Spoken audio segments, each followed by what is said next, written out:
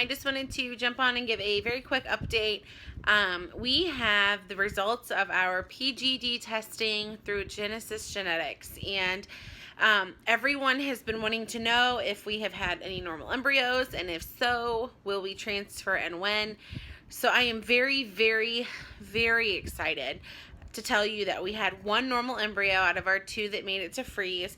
And we are transferring that embryo on March 28th, the day after Easter, at 9:30 a.m. And my clinic recommends couch potato modified bed rest for 24 to 48 hours. So I took off the 28th, 29th, and 30th, probably longer than necessary. And yes, I know that bed rest is not usually required with IVF, but it is recommended, and it does help with stress. And for those of you that know, my job can tend to be very stressful. So it'll be nice to be able to take some time and just relax, although I don't know how well I'll relax, considering we'll be waiting to find out if our embryo implanted. So as some of you know, with PGD testing, they test all the chromosomes, so both pairs of everything or whatever. One of our embryos came back inconclusive. They were not able to actually pull the DNA correctly. So in that case, that usually means DNA is severely fragmented, so there would be something severely wrong with the embryo, which surprises me since we had such good grading of the embryos on day 5. But still, of course, not a huge deal. As long as we have one that's good, that's all I care about. But those of you that know much about testing know that when you do PGD testing and they are testing for the embryos, they also know the gender. So we do know the gender of the embryo that we will transfer. We are going to wait to tell everybody the gender until we actually do a pregnancy reveal. So many people know in our family and our friends and just across the board at work what we're going through. So we wanted to make at least something of this a surprise and make it something fun for our family. There were a couple people that really, really wanted to know the gender of the embryo that is good. But all I'll say at this point is that we don't care what the gender is. We're very excited either way. We've already been thinking of names and things like that the last couple months, as we started this process. So we're trying not to put all our eggs in one basket. We're trying not to get too incredibly hopeful, but I have a hard time believing that God would bring us this far just to take us back. So we're very hopeful that everything works, and hopefully we should know by the end of April, or not the end of April, the very beginning of April, if the embryo has implanted and starts growing. So once the embryo implants, we have a substantially lower rate of miscarriage because we know that the embryo is genetically normal. So hopefully we will be in that 3 to 5% range of miscarriage risk.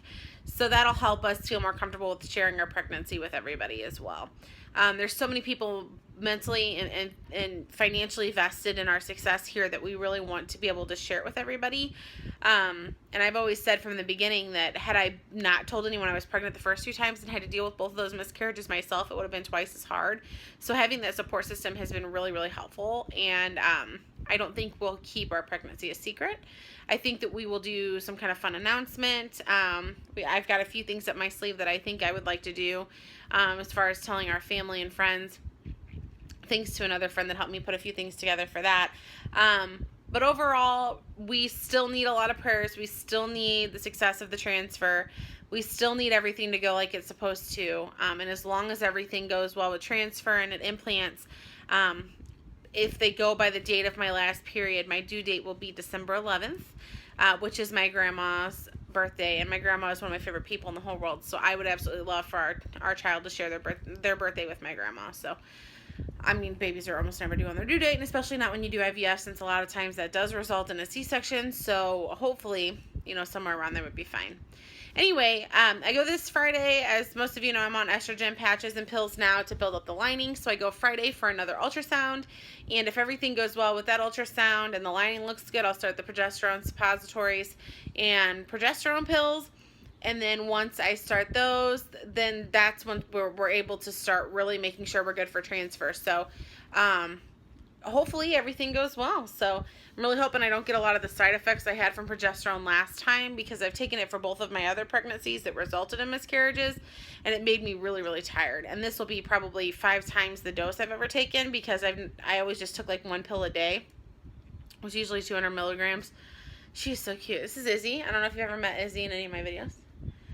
You've met Keisha before, but this is Izzy, who's apparently making a scene behind me. Anyway, and it made me very, very, very tired. So I'm wondering how that's going to work with the suppositories and the pill, because it's going to be quite a bit more than I've ever taken before. So anyway, that's it for now. I will update you all once I know a little bit more on Friday about my other ultrasound, hopefully, if there's anything really to update about. If not, I'll jump on after transfer and let you know how everything goes. Until then, bye.